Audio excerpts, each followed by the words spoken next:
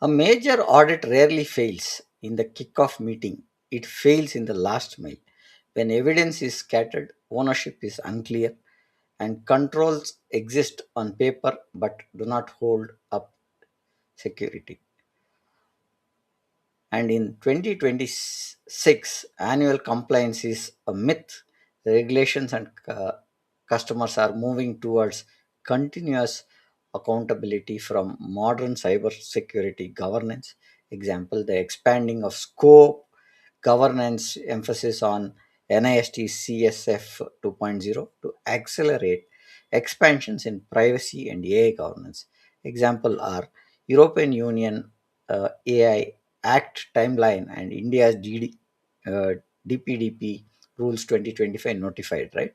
So the real question is, are you ready for audit, or are you audit ready, right? Or just saying audit hoping, right? Because of this uh, difference between what we say as claim audit and crisis audit is not intent, it's systems, evidence, and execution discipline. Giridhar brings that rare combination of GRC leadership plus audit practitioner lens and helps teams shift from control documentation to control as a trust.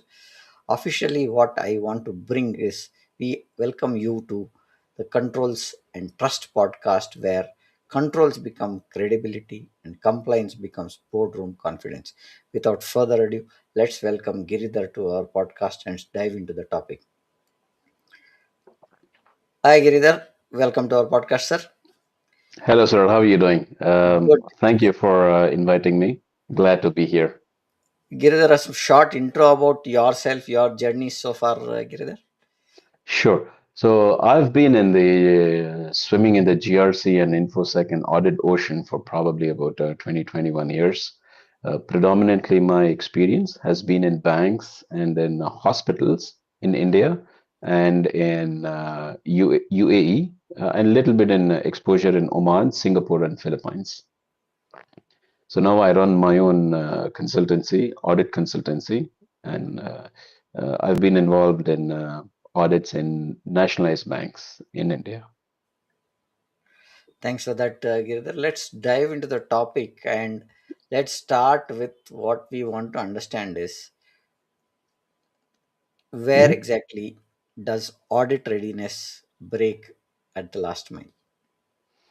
See, most organizations misunderstand what audit readiness actually is. So they think, it's like a phase, something that you switch on the minute you see the audit email that comes in your inbox.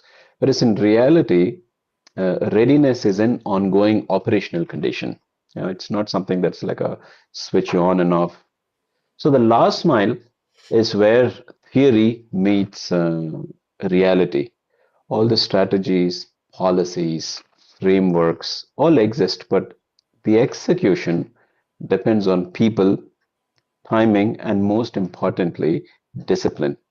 So this is where cracks become visible, especially when evidence collection is late, controls are executed, but it is inconsistent. The ownership is assumed, but it's not properly documented. So the key issue here is not probably lack of funding or intent, but it is the absence of a system that is repeatable in nature, and most importantly, the one that survives normal business chaos. Role changes, people change, tools change, competing priorities of different things that consume people's time. So let me give you an example of how it looks like in a real world scenario.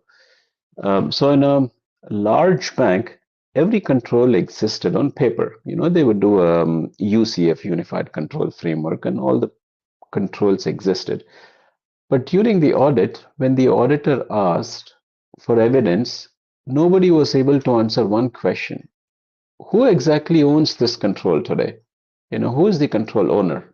Nobody knew because the original owner had moved roles in the bank and the backup had left.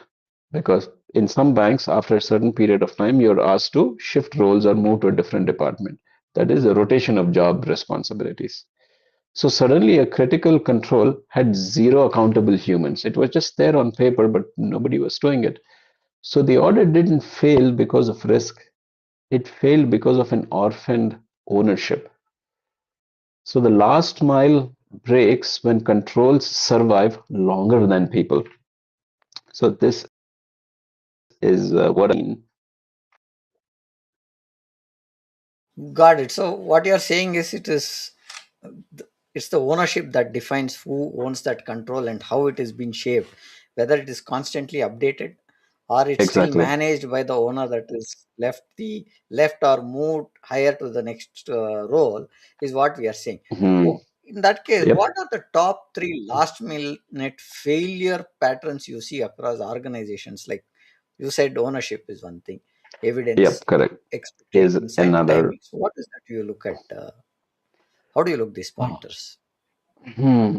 When I see when I look across banking, healthcare, and perhaps other regulated enterprises such as insurance, so the last mile failures are remarkably consistent. There is a pattern that I've seen that emerges out.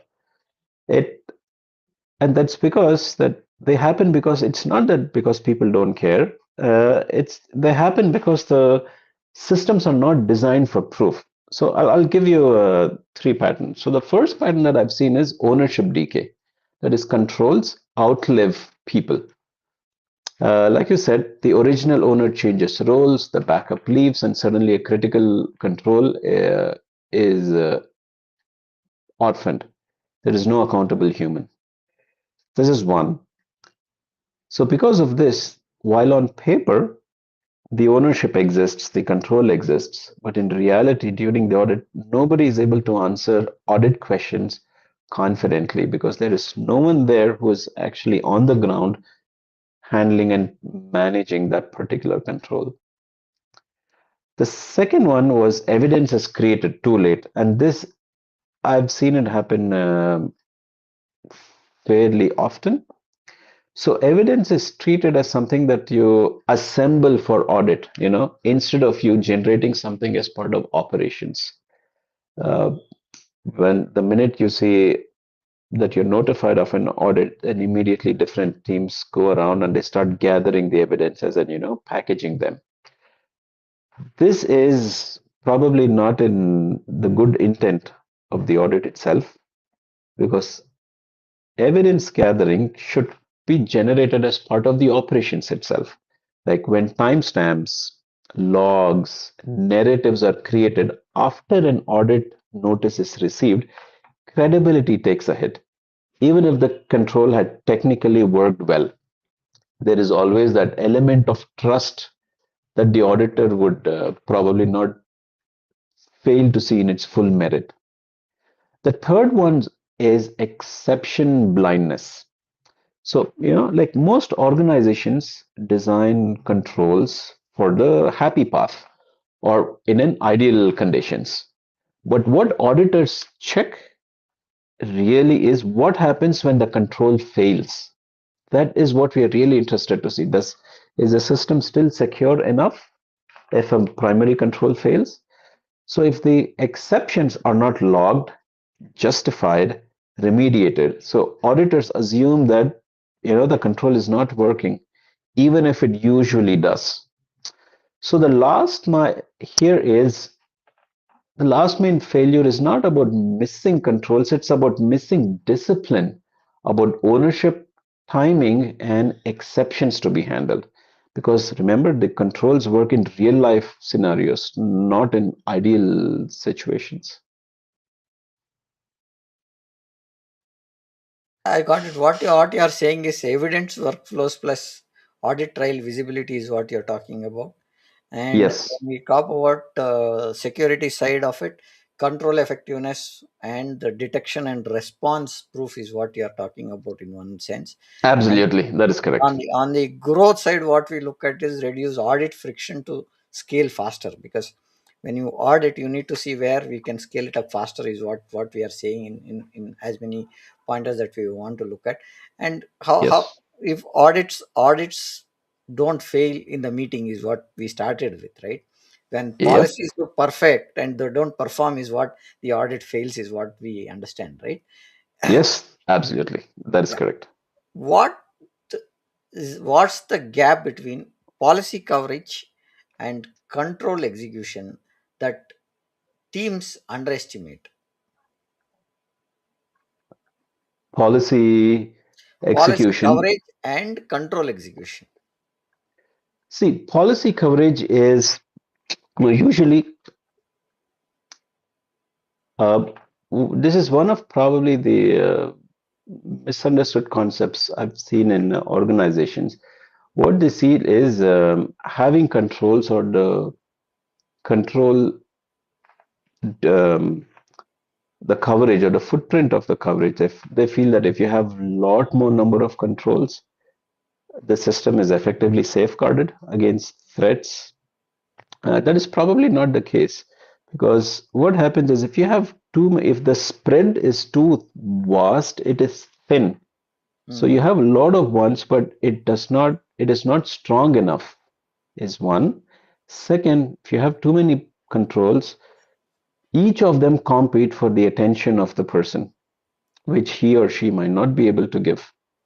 So some controls get orphaned, some controls they assume that another person is going to do, and for some, there is no way to measure the effectiveness of a control because there just no isn't time.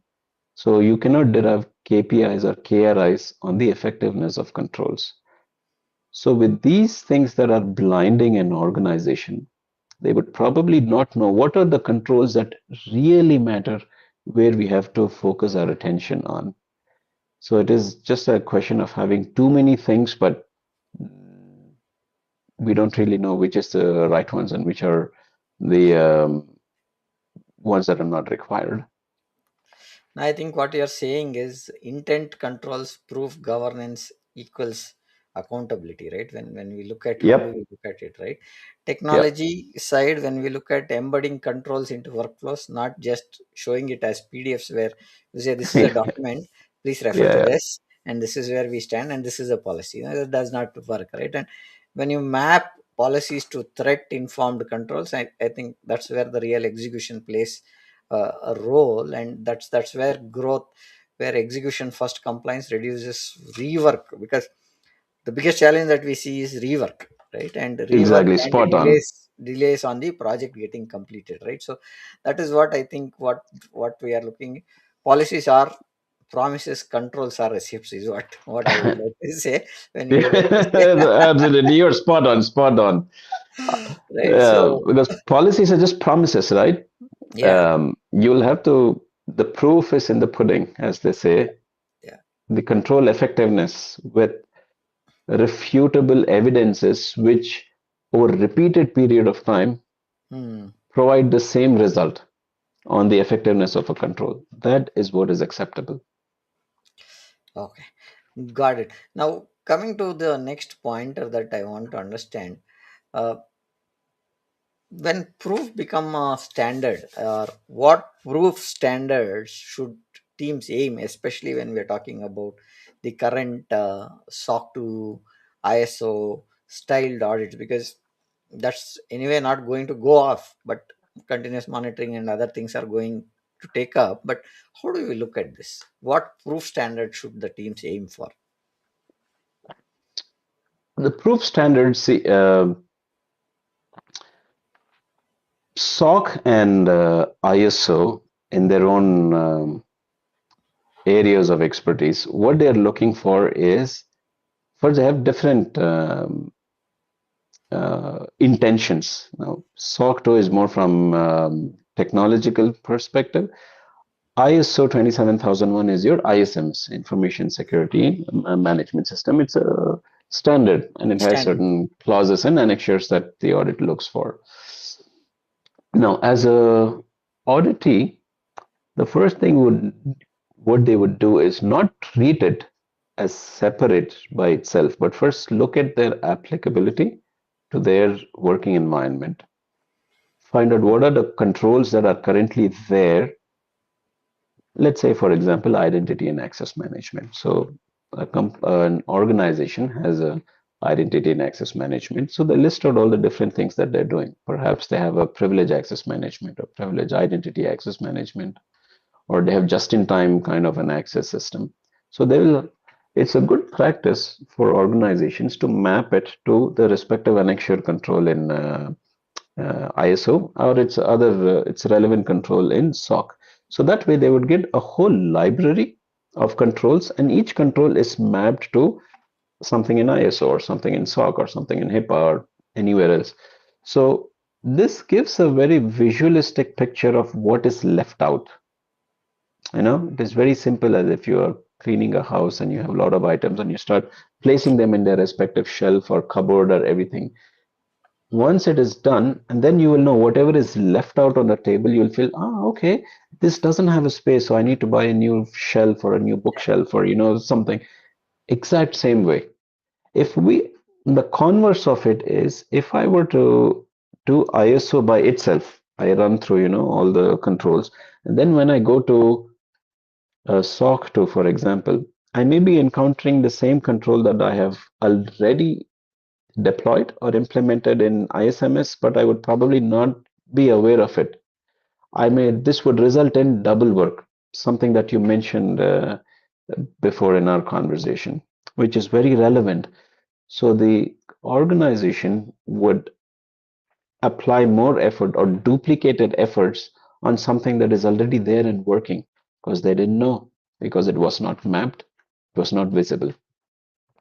So that, I think, is a right way for an organization to pursue its efforts and direction in getting their controls implemented, assessed, and being visible for ISMS and SOC 2 or any such control standards. No, I get you. What you are saying is standards versus technology best practices always have a difference in the way it is executed, right? So when you say Yeah. define evidence plus sampling logic, right? So that is the strategy. Then automate evidence capture and immutable logs where possible. So that's what Oh, you should definitely. do, Yes, yes. Immutable right? blocks. That's a Because good one. Yeah. logs can be altered if there is a, so you'll have to look at immutable ones. Prove that controls are effective under real conditions, because when you put a control, it is tested when it is in the real condition, right? So Yep. that's where we talk about. And when we talk about the pointers that we want to look at is faster audits, faster enterprise sales, plus we'll have to look at partnerships and new businesses coming in when you have a strong audit policies and strong governance that is there in the implementation side, right? Now Yep. a control you can't prove is a control you don't have. So that's one point that we can say is, because if you are not able to bring up the evidence, then it is as good as not having a control, right? So now Yep. what breaks first when critical controls and evidence live spreadsheet worsening access integrity or audit trail, which one do you think plays a major role? Which one breaks first? The one that breaks first is the auditor's trust. Okay, Uh, that's the first one. Now, if they're using Excel, right? I mean, Excel is okay. Excel is powerful and it's familiar, but it's also dangerous in regulated environments correct. because Excel does not have integrity traceability, and you can't change. You would not know who changed it. Uh, there is no authority, like a single source of truth. Now, I'll give you an example. In one of the audits, when the auditor asked, show me an example, and then the team brought one up in an Excel sheet. It was marked, that control was marked non-compliant or not implemented. After a while, another person said, no, it is implemented, and he brought in another Excel sheet. So now there are two Excel sheets. Now, which is the right one? No one knows. No.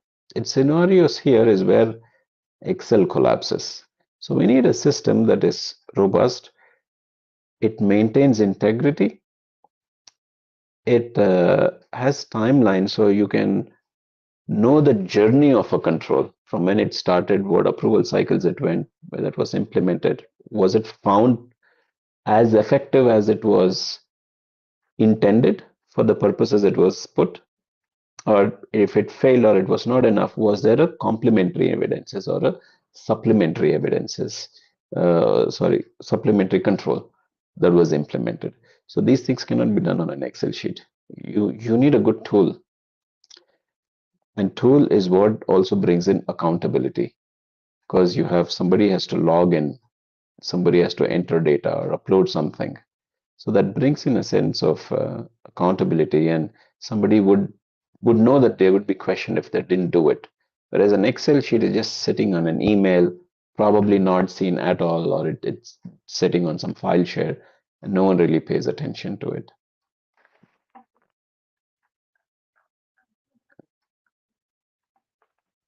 What we are saying is the Excel is a powerful tool, but somewhere of the pointer that we are talking about Excels, because that's what is the predominant data holder for the organizations, and there is no other place where which can hold that kind of a data and that size of data where you can look at in a spreadsheet.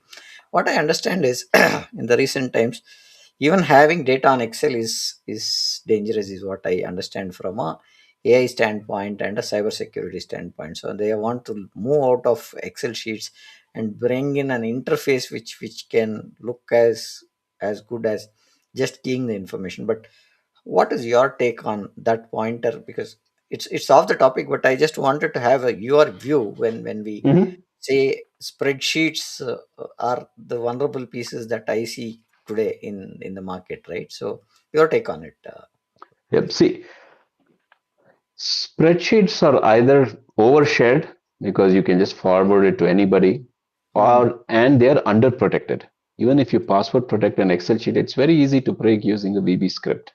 That is one. That's the biggest um, weakness, in my opinion, because that Excel sheet, like organizations, they use it as a database to store all their controls and um, or description definitions of controls and what works, what doesn't work.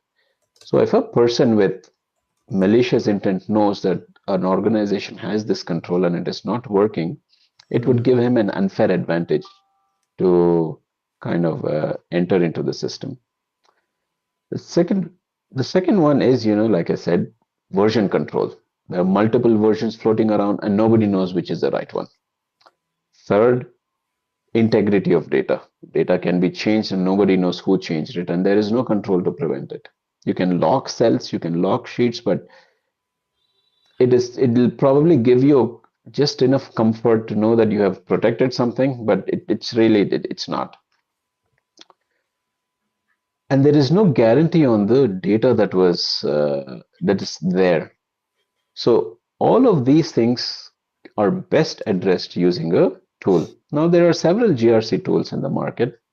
All of them strive to alleviate organization of the issues that they are facing with Excel sheets. The good thing about GRC tools is they continue to act as a database of all the risks and controls and every other information that is fed into it. It has very good analytics. You can pull out, you can do a lot of statistical analysis on it. It'll give you very good forecasting. It's easy. Nobody has to, put in formulas or VB scripts like an Excel sheet. You can access control the tool. So you can give access to people who have to feed data. You can give access to people who have to only view them. As in the case of auditors, you can give them access, they can view it and they can come out. And the integrity of the data is preserved, and it is undisputed. What is there, if somebody has changed it, the tool will definitely log. And so you will know who changed it. And you can add controls. You can make sure you can implement role-based access control. It can be integrated with your Active Directory.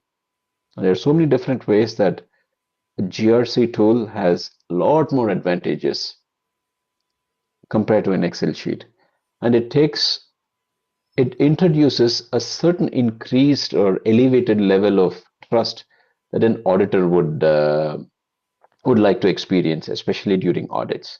because the whole aim is, see, audit is not a fault finding exercise, it's a fact finding exercise. The Correct. Yes. easier it is done finding facts, the lesser friction there is. And the lesser friction results in greater participation and, more importantly, appreciation of the auditee from the audit. So they would know that they would appreciate the fact that this audit is there to help them Yeah. improve and climb that maturity level in their security posture, which would make them look good in front of their senior committee members or board directors, and which in turn translates to better businesses when the consumers have trust in the organization. So it's a whole cycle, and it all starts with a tiny little tool.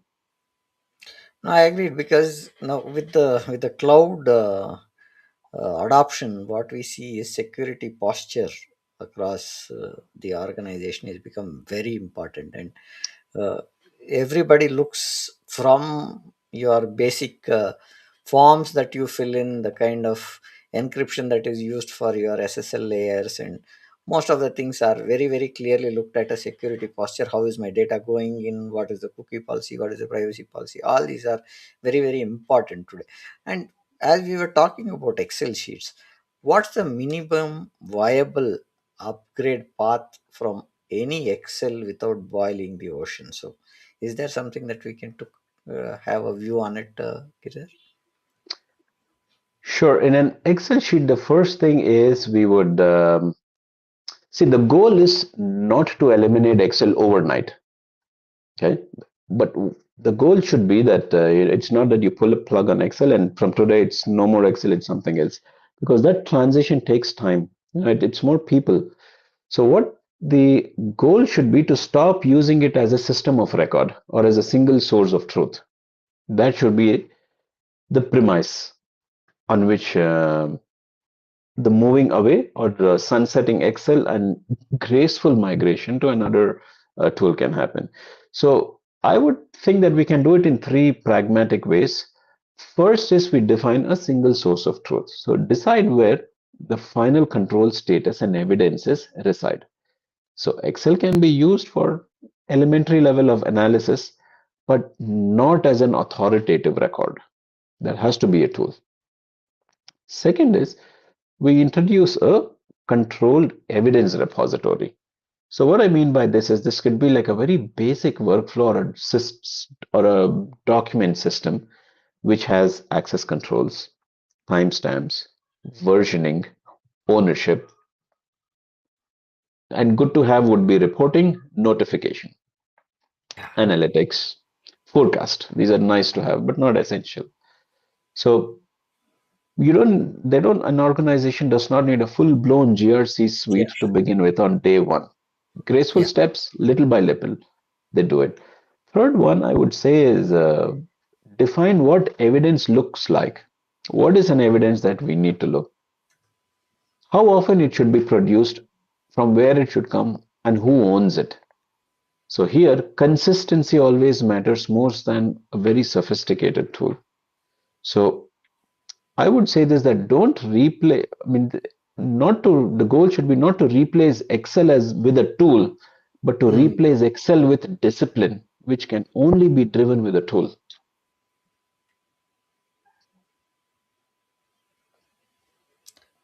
Got it. Giri.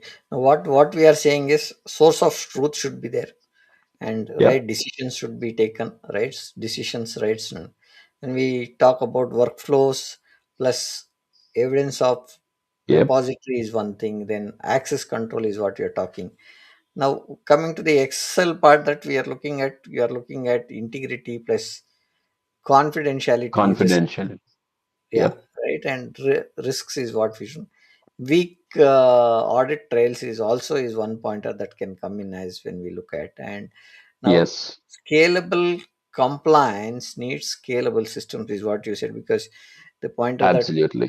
you said was you can have so many things done, but overnight having Excel getting eliminated is not possible, right? So that's Yeah. one thing. You will have to look at scalability very slow. Excel does not fail loudly, but it fails But when during the it does, audit. It does fail during the audit because if I write a VLOOKUP or some data which I have to refresh and it does not work, and it definitely fails at those pointers is what we see. But when you have a web tool or what you're saying, a documenting system, I think that flow is kept intact, right? So Yep. that's what I think is what we are saying. In practice, what signals control maturity to auditor beyond documentation? Auditors look for certain signs that say that that these are mature. I mean, they want to see confidence in the controls itself and on the people. So one is consistency over time. Has this control been effective in doing what it is supposed to be doing over a period of time? Because every organization, they go through different uh, phases. Like banking organization during year end, the volume is very high where they have to close the books. Or during e-commerce web sites, the volume would be very high. So, I mean, transaction volumes, TPS, transactions per second, would be really will hit through the roof during festival seasons where there is some sort of um, sale or something going on. However, the control has to work regardless of what the situation is consistently. Second is clear ownership. So the auditors always want to see, is the ownership clearly defined for each of these controls, and does the owner exactly know what this control should be doing, and what is the evidence that shows that this control is effective? Is he reading some is he viewing some logs or reports or outputs of something that shows that this control is doing well? And it will only be done if the ownership is correctly defined and is held accountable. Third one is transparency in handling of failures. So when a control fails, and controls are designed by humans, and there is always a certain percentage that a control will fail because the operating environment changes. There may be new threats, there may be new systems that are being integrated, which bring in their own vulnerabilities. A lot can happen. But the point is not to make sure a control does not fail at all, but it's to make sure that when it fails, are we handling it transparently? So if or is it ignored or is it over polished in the documentation to make sure that it is a perfect uh, live scenario? So these will tell you what actually earns the auditor's trust. Got it, Giridhar. No, what we are saying is consistency, execution plus exception handling is what we are. Spot on. Yeah. What do teams overproduce that auditors don't value, and why? This is very close to me. Uh, and I will definitely tell you one thing. Uh, Team often overproduce documents and narratives explaining why something happened. Yeah. But what auditors really want is show me how you detected it, that something failed. Show me how you fixed it, and show me what did you do or any remedial actions that you took so that its reoccurrence is prevented. Okay, because the auditees tend to give a lot more documents and probably very pretty looking PowerPoint presentations or other slide decks, but that does not satisfy what the intent with which the auditor has come. So it has to be more with the control. Do you know who it is? Do you know, is it working fine? Is it consistently working fine over time? If something fails, were you able to detect it? Were you able to fix it? And what have you taken uh, to ensure that it does not happen again and again? And some sort of lessons learned that can be one. Have you incorporated this in your training and awareness sessions? Have you given training sessions to focused groups so that certain people of a group of people are exposed to more sensitive data than the others? So they should probably give in some sort of additional feed so they exactly know what there needs to be done. So this comes as uh, an awareness, and that brings in a certain amount of discipline, which the auditor is really intended to see. Now, got that point. Now, what you are saying is effective evidence plus timely remediation is what we are talking about.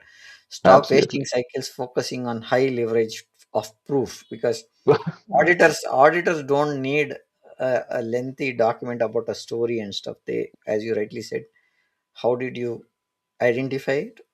What is the leverage that you use to solve it, or Yep, what is the proof that you are providing, right? And that is these are correct. few things, and auditors don't want more documents. They want just to tell how did it happen, just plain truth, saying that what you did and how did you achieve it, right? So that's what Yep.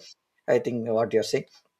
Now, what are the three top evident bottlenecks: collection, validation, or completeness? Completeness usually fails last, not Okay. because teams forget, because no one had a clear checklist of what done or completed, what it really means. Controls run, but supporting artifacts are just partial.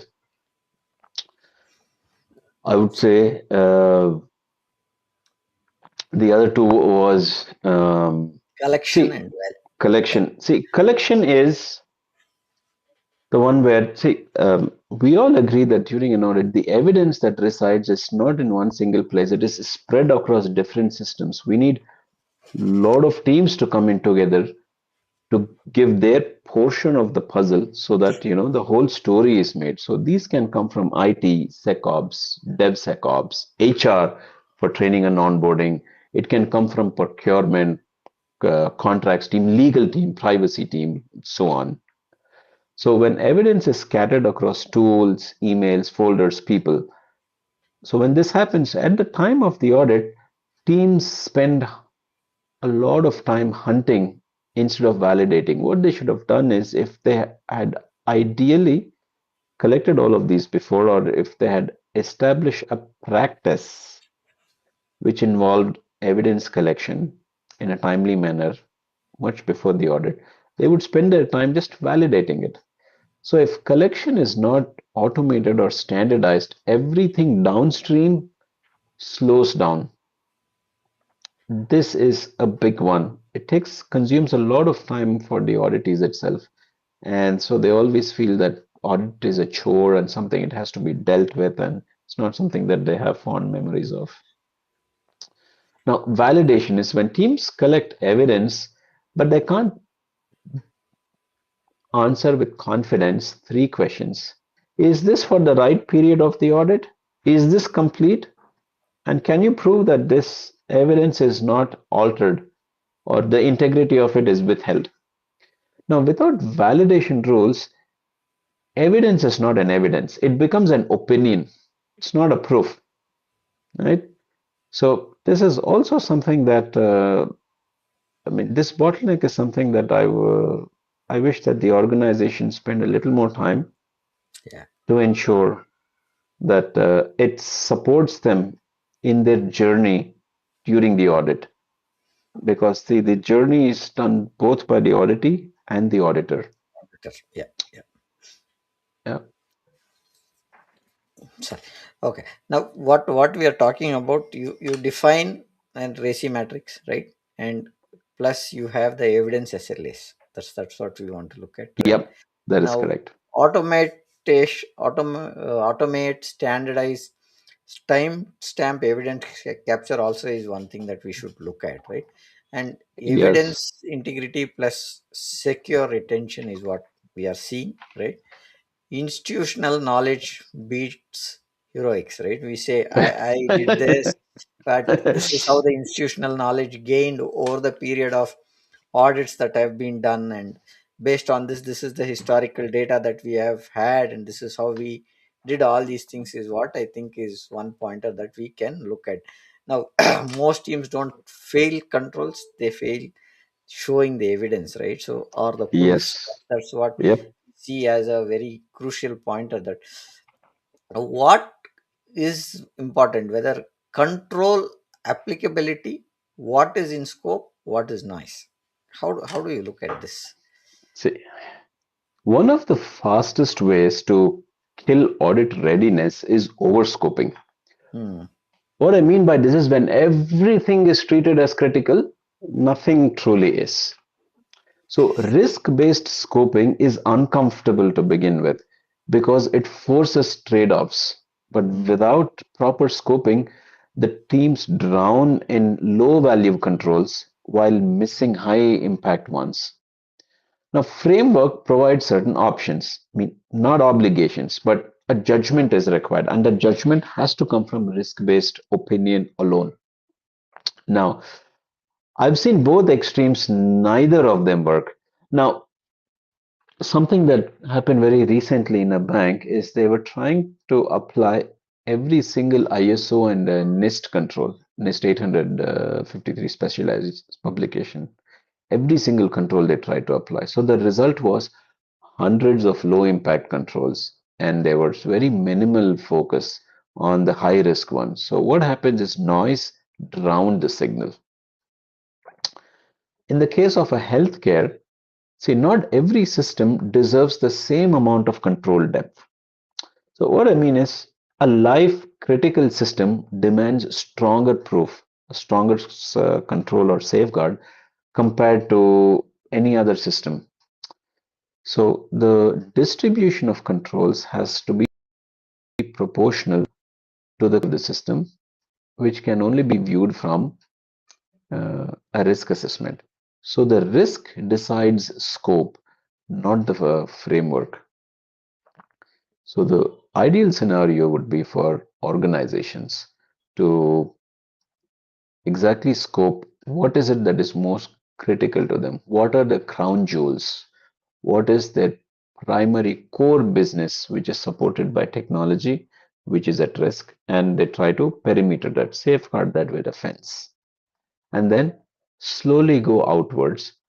You start from the most serious ones and then slowly come down. So that way, there is not much noise and there is concentration of effort done in the right place so that the right controls are given the correct attention required for them to be implemented.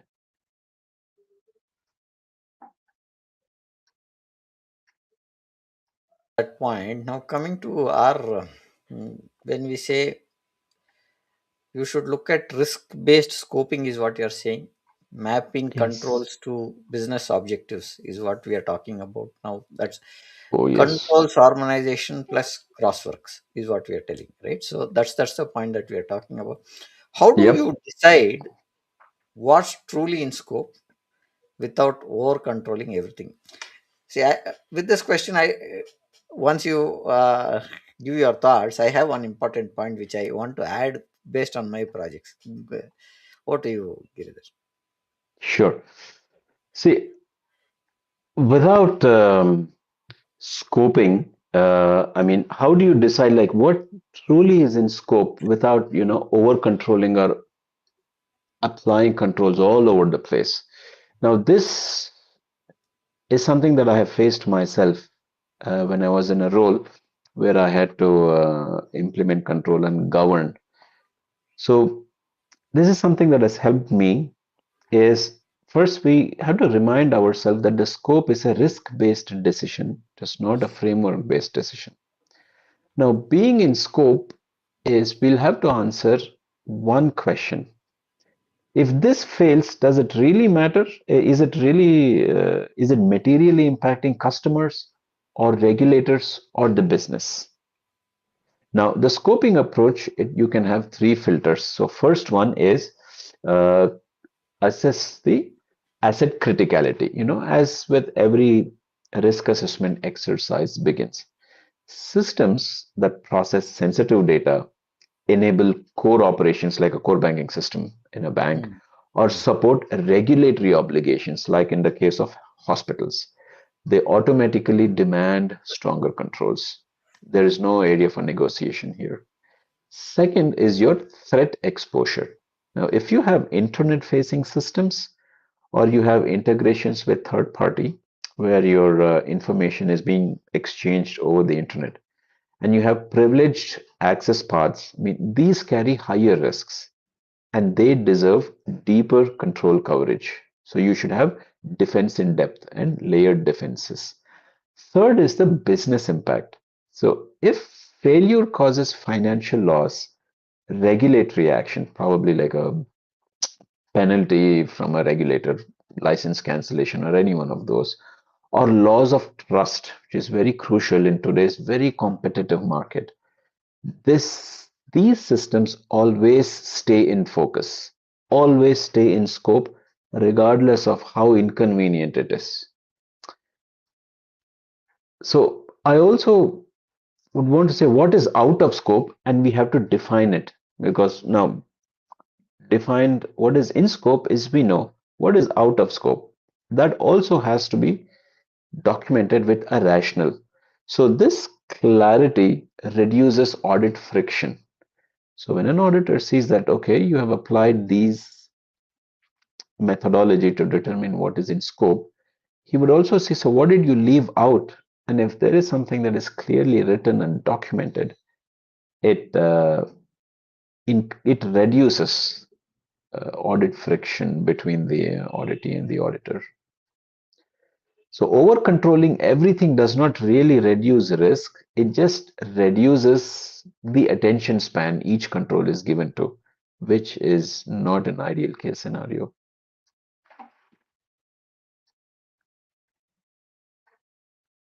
What we are saying is there are cases of ideal scenarios that have to be really looked at also, is what you're saying, right? And threat plus asset criticality drive the scope rather than what we look at, right?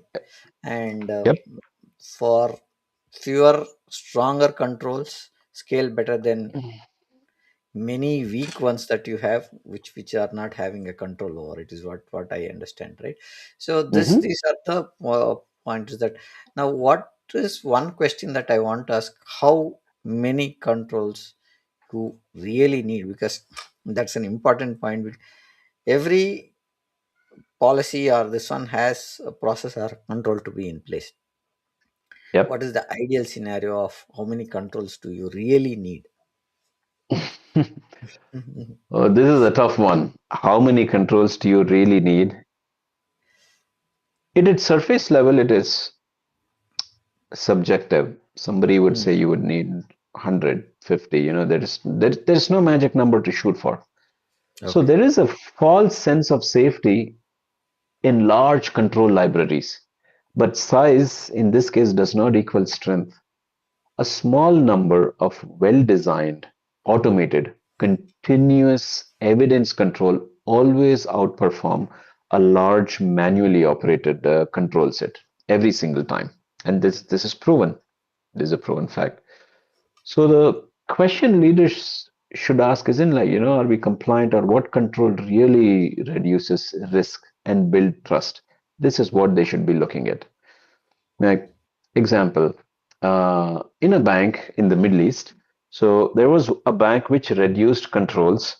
They had about 180, 185 controls, and they reduced it to 65, Hmm.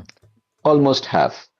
But what they did was these 65 controls were with laser point focus. They were stronger, they were automated, and they were continuously evidenced. It was point in time. Any point in time, these controls would give you an evidence of what they did, and it was auditable. So this resulted in audit time being dropped, findings reduced, and trust increased. Now all of this happens because the number of controls reduced. They halved it, but the half that remained were twice or sometimes thrice as strong as the all the other controls put together. Now see, some of them are non-negotiable: identity and access management, logging, incident responses, vulnerability management. These do not go out of fashion and they don't go out of scope. Everything else is negotiable based on risk. So stronger controls always beat weaker ones. So the decision of how many controls has to come from an risk-based assessment that has to be made, and scope and the strength of each controls. Got it. Give me a second. Mhm. Okay. Now I have the last question before we have few pointers that we have on the comments pointer that we wanted to look at, and then we will take it up. What what's the trade-off between control count and control strength is one pointer. Then I have, if you have to build a lean control set for scaling company, what are those non-negotiables? These are two pointers that I want to understand before we conclude. We summarize and conclude. Girdhar. Sure. For the first one, the trade-off between control count and control strength, the trade-off is focus versus fatigue. Hmm. High control strength gives the illusion of coverage, but it often weakens at execution. So teams spread their attention across too many controls, quality of evidence drops, ownership becomes shallow, sometimes orphaned, sometimes not even documented. So, in contrast, fewer controls come with higher strength that tend to be clearly owned, better automated, and Hmm. they consistently deliver and they consistently evident. It can be evidenced. So, auditors read this as maturity, they don't read it as a weakness. There's also a human factor. When teams are asked to operate dozens of low impact controls and so many controls and not low impact ones, compliance itself becomes a checkbox exercise. And we have all seen that, probably been there too, where compliance is treated as a checkbox but however, when you have very few controls and they're meaningful, they're taken seriously by people. This leads to improvement. When people realize the value of a given controls, because there are not too many, they're just enough to safely uh, to guard the company. So they'll take ownership, they know exactly what it means, and they will find ways to improve it. So more controls feels safer, but stronger controls are actually safer.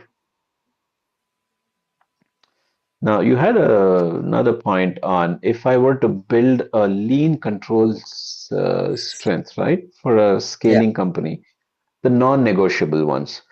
Yes. Now, if I'm building from scratch for a scaling company, I would focus on controls that create visibility, accountability, and recovery. I will not look for perfection at this point in time. That's not my that doesn't come in my top priorities. So my non-negotiables would be first identity and access management. Any person who's coming in should prove himself whom he claims to be, and he should be given access to those resources which he needs, and only enough access for him or her to do the work. So clear user life cycles, privilege access controls, and periodic reviews. This would be my number one non-negotiable. Second one would be logging and monitoring. Anything that happened has to be logged so it can be referenced back in future. So if you can't see something that's happening, if I can't see it, you can't really prove a control's effectiveness, or especially during investigative incidents. The third would be vulnerability and change management. So I'm not here trying to eliminate all the vulnerabilities. That's probably not possible. But what I would non-negotiable for me is detection of vulnerabilities, prioritizing to fix them based on the level of impact and risk exposure, and fixing them consistently so that it comes down to as low as possible. Fourth non-negotiable would be my incident response readiness. I should have clear roles defined, tested processes, and evidence that ensures that incidents are handled and they are not hidden by teams when something happens. Because we all know that incidents come unannounced. But if I have a defined process and if it is tested, When an incident does occur in the real world, the teams already have a run book. They have a playbook to exactly know what needs to be done, who needs to be communicated, what needs to be reported, and it stays exactly as per design. The fifth and the last one is governance. Now, this is something that I firmly believe that named owners, escalation paths, reporting, and a rhythm for review. By rhythm, I mean periodicity. What has to be given, who has to show data, where the data should come from, whom is the data being shown to at what frequency, and what decisions are being made. This entire life cycle encompasses your governance, which will bring in focus and attention and support from all portions of the organization, right from the senior executive level, right to middle management, to the people working at level one. So a lean control set, non-negotiable one, should, I wanted to answer three of my questions. It should be who has access, what's happening, how fast can we respond?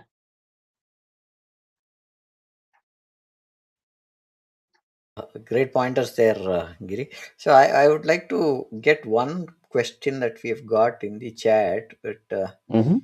yeah, I'll bring that here. We had Suraj who was having this question, which I posted it again here. You mentioned about version control being an issue with Excel based audit. That brings a big uncertainty and also question of the veracity of the whole process and exercise. Are these Mhm. examples driving adoption of automated tools that bring in an element of verifiability? Is what I think Suraj has asked for. So your take on it, Yes, Giri. that's a valid question. And Suraj is right. What Suraj is saying is what people are experiencing, and it is one of their driving factors to move away from Excel to a tool-based solution. Now, regardless of the tool vendor, the primary thing that a tool has a massive advantage over Excel sheet is versioning and audit trails, which an Excel sheet can never have. Hmm. Now, if you do not know what happened, who changed it, what time they changed it, why they changed it, and was it changed at all to begin with, or did something change at all, the level of trust during an audit and also amongst an organization, different teams itself is greatly reduced. Because an Excel is, say, remember, Excel is something that is vastly used by organizations, not only during audits, they use it to store data or to store information. They use it as a uh, information that feeds to certain slide decks, and these slide decks go upstream, go right up until the board of directors. Somewhere down the line, if something was changed and nobody knew who changed it, and lots of people had access to it, the level of trust decreases. Confidence in a functions organizer, the way of work itself is lost. So this is one of the greatest advantage that a tool has over Excel. Great. Good pointers there. I think, Suraj, thank you for asking that question. And we have one question that is from, it's an appreciation from Muhammad, which has put this. Giridhar, great is what he said, Giridhar Gendarajan. Thank you. And I have Pooja saying that this is a Giridhar, great session. I enjoyed listening to you, right? So this is what I think is the pointer Thank that you. we want. Right? Thank you, Pooja. With this, I would like to take out some of the pointers that we have taken as takeaways. One is a practical map of last mile audit failure patterns and how preempt them. That's the first point that I've taken it. A clear separation of controls versus evidence and what audit grade proof really means. So that's the second pointer I have noted. How to reduce risk from Excel based compliance and build traceable evidence systems, right? We spoke about documentation and other stuff, right? Using a tool. How do you recognize control scope, signal versus noise to scale responsibility. So that is what we say. And in 2026, review continuous compliance influenced by modern frameworks and fast evolving regulations is what we are trying to look at, right? So that's the takeaway. That now, Right. if audit readiness keeps breaking at the last mile, the fix isn't more of effort side, it's better control design, clearer ownership, stronger evidence, and continuous cadence is what we want to look at as a closing statement for, right? And if you have any pointers that you want to help us, let us know. Drop saying that last mile, we'll share a simple audit readiness checklist with controls, evidence, and cadence that we can share with you, right? So that's what we wanted to show as part of the podcast that we have. Are there any final pointers that you want to add before we conclude the session? The final point that I would like to say is uh, tools, Excel, audits, evidences, workflows, all of these are fine, but the underlying foundation for all of this is people's commitment and discipline that brings it. You can be very well disciplined even with Excel, but it demands exceptional level of discipline. It's probably not practical in the everyday office chaos that happens, but that is level zero. It's people. Thank you for that, Giridhar. I think with this, we would like to say that you can connect to our speaker. The link is scrolling below, and you can connect to him, talk on GRC pointers, any pointers that you want to take some help from Giridhar. You can reach out to him. That's the link that is there on LinkedIn. And Giridhar, with this, we would like to conclude our session and thank we have to the audience. Thank you for joining. People who asked the questions. It's been great having you people and your questions on the session here. We have streamed this podcast live to YouTube, Facebook, Instagram, and LinkedIn. Do watch us and follow us. We have a sign up tool also, which we had dropped in the screen. If you want to test a tool, you can sign up with this one. I'm bringing it up here. You can scan and use the tool for one process and see how it can be done. So that's what we have to offer here. And with this, Giridhar, thank you for joining us and great having you, and good day, sir. Thank you. Thank you, everyone.